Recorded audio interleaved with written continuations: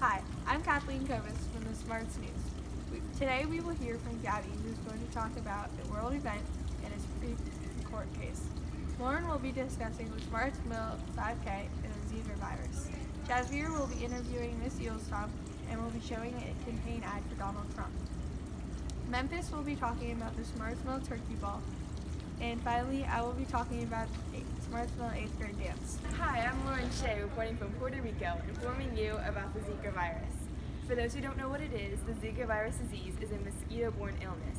The most common symptoms of the Zika virus disease are mild fever, skin rashes, muscle joint pain, and conjunctivitis. These symptoms normally last for 2 to 7 days. People who are most affected by this virus is pregnant women, and they can pass it to their children. Unfortunately, there's no cure or vaccine for the Zika virus. Hi, I'm Lauren Shea, and I'm here with one of the winners of the Get Smart Smartsville 5K.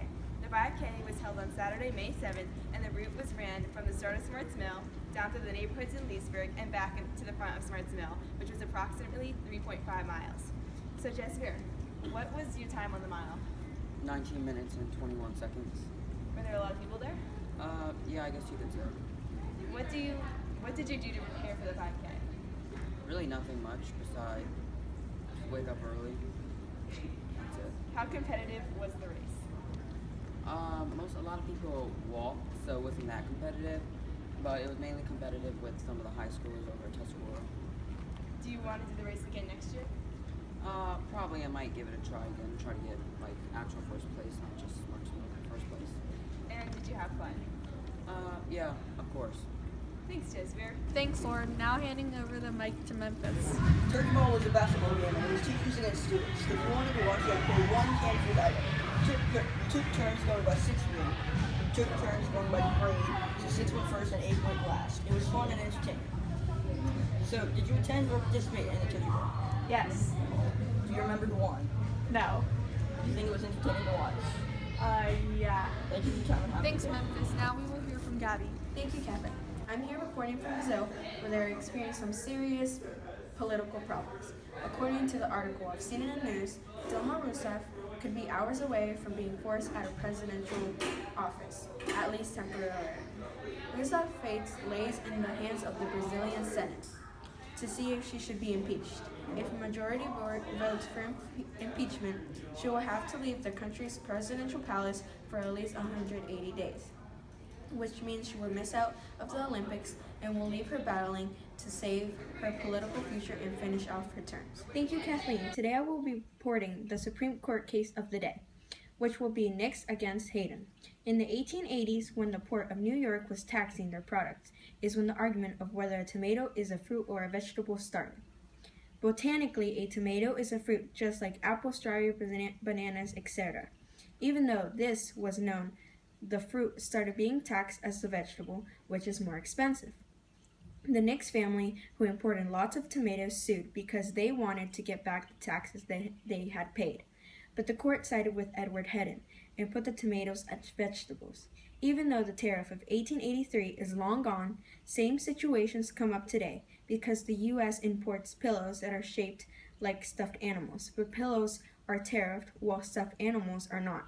Which is your opinion? Is a tomato a fruit or a vegetable? Thanks, Gaby. Last but not least, we will hear from Jasveer.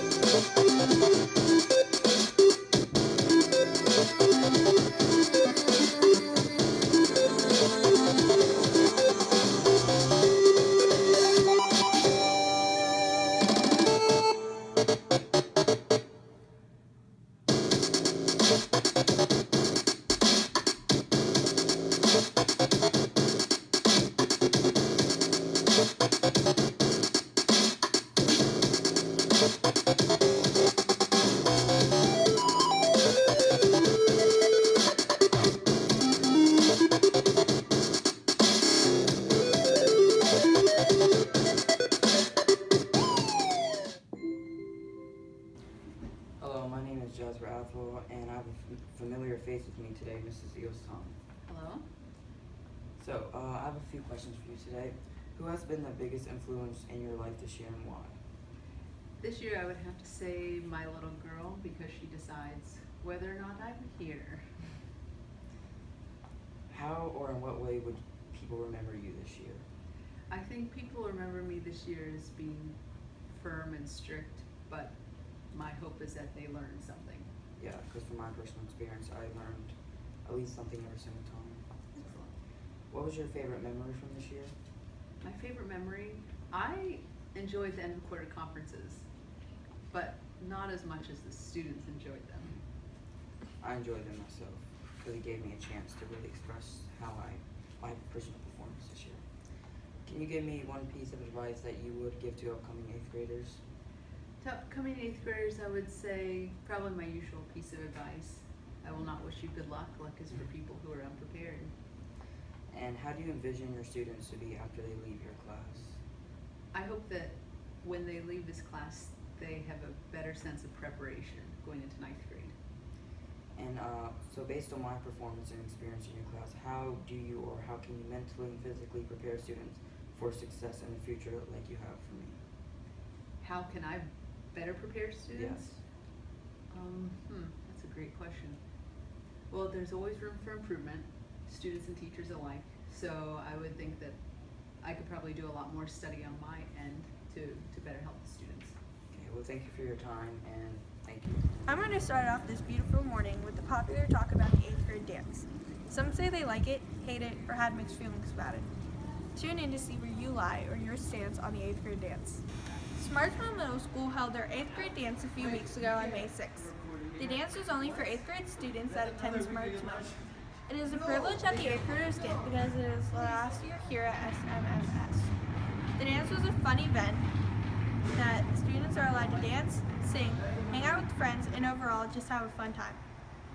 Overall, the staff that put it together did a fantastic job and everyone had a blast. The dance was fun. The dance was located here in a Smartsville cafeteria and was decorated with balloons and other cool decor. The theme of the dance was black and white, so the gold balloons really gave the room a pop of color. The dance included a DJ and a photo booth. No one expected the night to be as fun as it was, but at the end of the day, everyone had an amazing time.